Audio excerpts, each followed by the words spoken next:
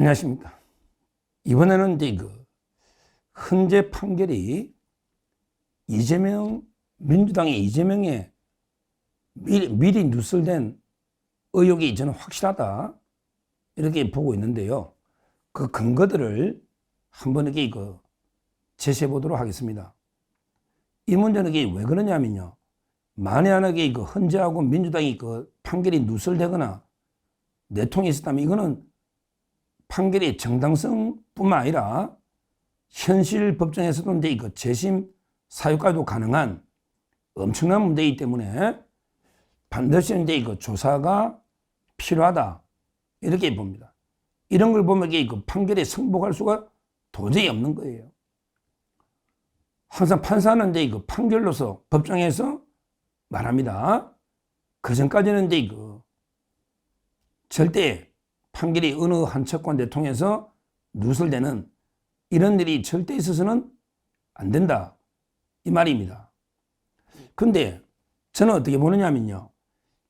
최소한 이재명과 정성호 정도는 이미 알고 있었다, 이렇게 확신하고 있습니다. 박찬대, 정청래까지는 확실하게 몰랐을 수는 있다 봐요. 정청래는 이제 법사위원장이지만 결과를 정확하게는 안 알려줄 겁니다. 한쪽 당사자고. 그 다음에 박찬대도 대충 이재명의 지시에 따라 움직이지만 이재명이가 정확하게는 안 알려줄 겁니다. 왜 그러냐면 이제 그게 한 미라도 더하면 나중에 엄청난 문제가 되기 때문에 결국 이재명하고 이제 이재명의 분신 정성호는 이제 이재명하고 연수원 동기로 형님이랄 정도로 완전히 한 몸이거든요.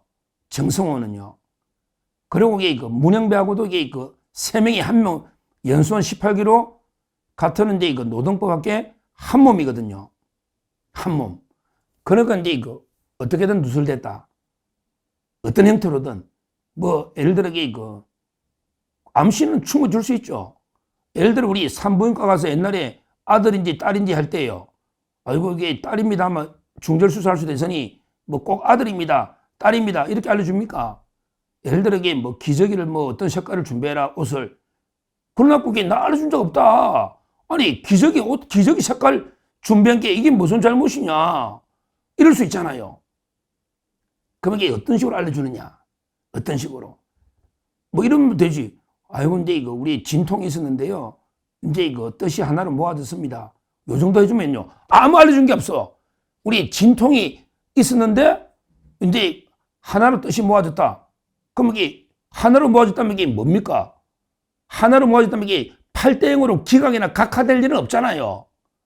그건 없잖아요. 문영배나 이미서나 정계서나 그건 아니고, 그럼 이게 하나로 모아졌다는 말은 이게 8대0으로 인용이 된다, 이 뜻으로 볼 수밖에 없잖아요. 해석이. 말은 안 해도. 왜? 문영배가 대학고등학교 후배 검사가 술 한잔 먹고 밤에 전화했을 때도 1시간 가까이 통화를 했다는, 이건 이게 확실한 첩보인데, 정보인데, 이 정도면 얼마든지 하소연할 수 있거든요. 아, 지금 이게 고민스럽다, 갈등이 내부 심하다, 근데 우리가 해결됐다, 마음이 좀 홀가분하다, 이러면 이게 벌써 감은 잡았지 해결되고 마음이 홀가분하면 이게 8등 아닙니까? 이런 식으로도 이게 센다, 이 말이죠. 꼭 이게 알려줘야 됩니까? 예를 들어 이재명이가 공직선거법 무죄 받을 때도 꼭 당신이 무죄입니다 알려줘야 됩니까? 아이고 이게 너무 걱정하지 마세요. 이러면 그게 그 뜻이지. 맞잖아요. 이런 식의 법조계 새는 거 많기 때문에, 그럼 제가 이제부터 왜 최하 한 3일 전쯤에는 이재명, 그 다음에 갈로 속에 이재명이 꼴 정성호입니다. 왜 알았다고 저는 확신하냐? 역순으로 그 사람들이 말 한마디 행동 하나를 역순으로 복기를 해봐야 돼요. 복기를. 이거는 저는 엄청나게 중요한 문제고 앞으로 재심도 가능한 문제이기 때문에 문제를 계속 제기하는 겁니다. 이미 결론난 건 성보하고 끝내자, 이게 아니에요. 저는 성보를 안 하기 때문에 끝까지 한번 이게 문제 삼아, 이거는 우리 역사적인 정당성과도 연결되지만 현실적으로 이게 문제되면 재심도 되는 겁니다. 탄핵 사유도 되는 거고, 재판관이. 제일 먼저 그 정성호부터 한번 보자고요. 정성호가 그 면밀하게 정성호가 무엇인지 드러내거든요. 왜 그러냐면 이게 문영배도 이재명하고 직접 하겠습니까? 뭐든지. 그게 정성호 진짜 친한 사이거든요. 문영배하고도 한 몸입니다. 한 몸이에요. 다른 루트도 있지만 뭐 정계선 황필규 라인도 있고 뭐 여러 라인이 있죠. 이미선하고 남편 오충재 라인도 있고 많이 있지만 가장 중요한 거는 그 소장이니까 소장. 근데 정성호 제가 선거 전날, 전전날, 전전전날 딱이 계속 방송 넣어가지고 떠드는 걸요.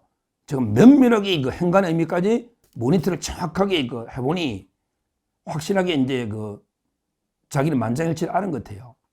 제일 먼저 선거 3일 전에 정성호가 방송 나서 뭐라 했냐면 기억나실 거예요. 윤 대통령 탄핵 선거에 오지 마십시오. 이렇게 요구했다고. 야, 이게 아주 금방지게 대통령 보고 선거 때 오지 마십시오. 자기는 이제 인용을 확신하니까 대통령이 왔을 때 엄청난 자극이 될 수도 있고 유혈 사태나 또 대통령이 뭐 됩니까? 그러니까 이제 미리 그런 소요나 이런 폭동이 날 수도 있는 거 아닙니까? 대통령이 지켜봤을 때 선거할 때 그러니까 이제 대통령이 오지 말라고 요구하더라고. 이런 사람이 없었거든요. 그것도 지가 관계도 없고요. 정성호가 이야기를 했고요. 더 황당한 게 그 다음날, 그러니까 전전날, 선거 전전날 만장일치 이야기를 하더라고요. 한번 찾아보십시오. 그러면 이게 만장일치라는 게 이쪽은 될 수가 없다니까요. 이쪽은 제일 좋은 게 4대4야. 5대3이나 4대4야. 그런데 저쪽은 만장일치면 이게 무조건 인용이거든.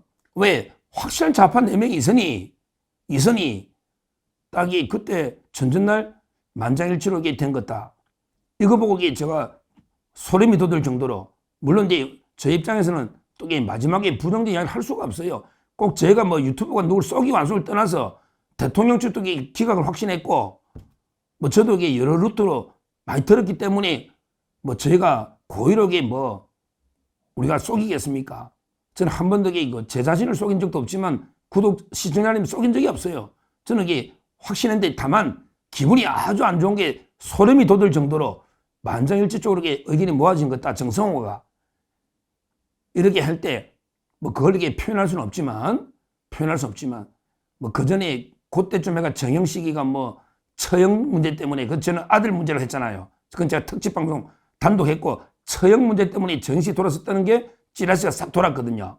근데 저는 정영식이가 돌아선 건 맞는 것 같아. 근데 처형이 아니고 저는 아들 문제로 본인 문제로 보고 있는데 하여튼 그 부분 그 점에서 정성호가 만장일치 이야기를 꺼내요. 그리고 나서 이제 진짜 중요한 게 탄핵되고 나서 정성호가 마지막으로 뭐라 했냐면, 이건 탄핵 다음날 뭐라 했냐면 이랬어요. 정성호가 세 분을 정말 존경합니다. 존경과 감사한 마음과 함께 죄송하다는 말씀도 전합니다. 우리 우파 3명한테 죄송하다. 자기가 죄송하다고 해야 되나요? 정성호가. 물론 자기가 모든 현재 재판과고 정부나 딜을 해왔기 때문에 대표해서 자기가 완전히 모든 걸 대표하는 사람 아니야. 자기가 감사하다고도 하고 내가 대표해서 미안하다? 이게 좀 이상하잖아요. 아니 물론 박찬대가 광자에 넣어가지고 김복형, 정영식, 조한창 을사오적 될 겁니까? 박찬대가 했죠. 그 박찬대 잘 몰랐던 것 같아. 그 다음에 전현희도 을사팔적이 될 겁니까? 전현희 당연히 모르지, 재판관이. 그런데 이 모든 걸 대표해서 정성호가 내가 미안합니다, 세 분한테 이렇게 사과할 정도의 대표성이 있는, 지금 정성호가 아무것도 아니잖아, 직책은.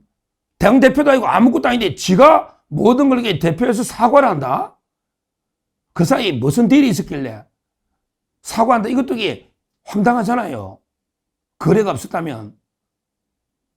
자기가 왜 미안하다고, 자기가 대표가 자기가 뭔데? 아무것도 아닌데 정성호는. 재판관들 3명하고 자기가 총대를 메고 다 했기 때문에 노력했는데, 그러니까 아마 다른 사람이 뭣도 모르고 공개한 걸 미안하다고 내가 대표, 이렇게 보는 게 합리적인 거 아닙니까? 이것만 보더라도 저는 정성호가 큰 역할을 했고, 큰 역할 안 하고요. 자기가 무슨 대표성이 있다고 뭐 존경하고 미안하다고 대신 대표적으로 사과할 자격이나 있는 놈이냐고.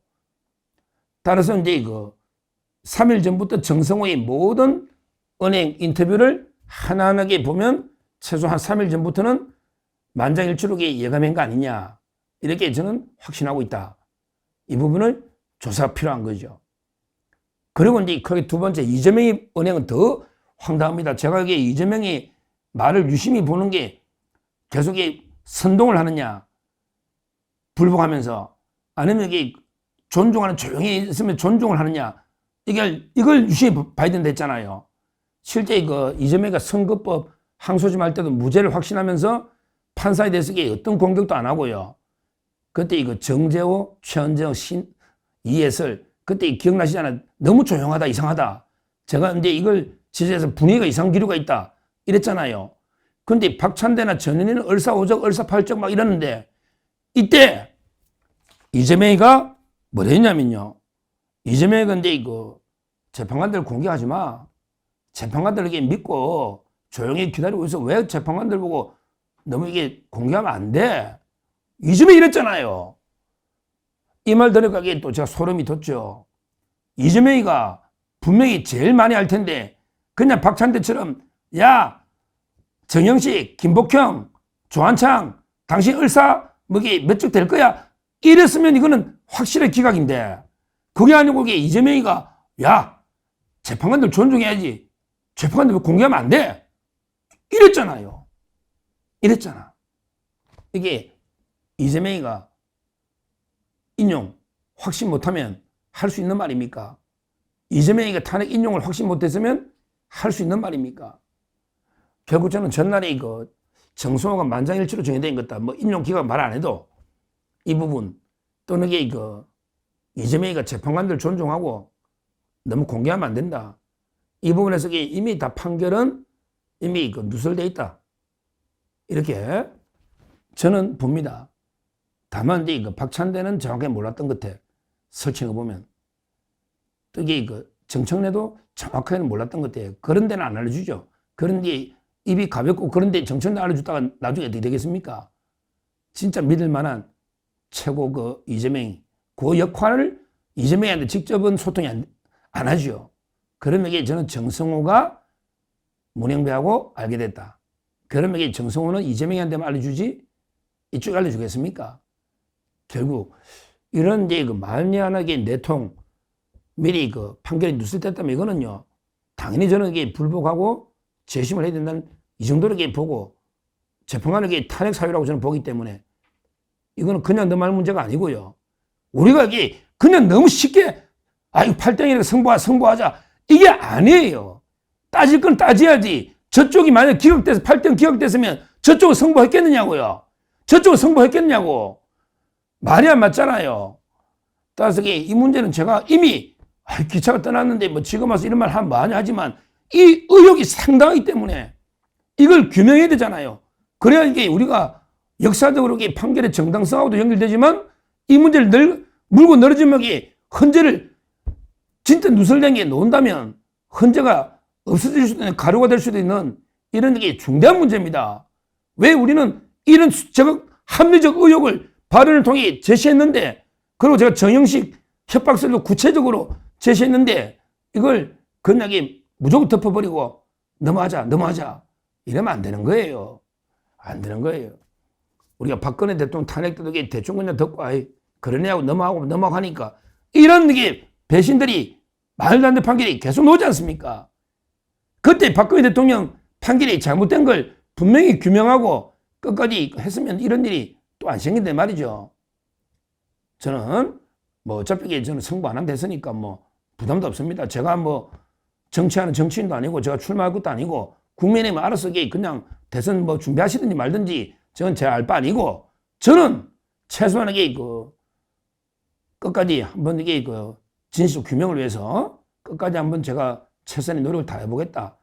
그리고 저는 확신하고 있기 때문에 내 통설을 그리고 진실은 언젠가는 규명된다고 확신하고 있기 때문에 저 의혹을 제기했고요. 그 구체적인 그 워딩을 제시했고 앞으로 어떤 게 또 뭐가 나올지 어떤 증거가 나올지 양심선이 나올지 모르니까 앞으로 계속 저는 포기하지 않고 끝까지 한번 진실을 파헤쳐 보겠다 이렇게 말씀드립니다. 감사합니다.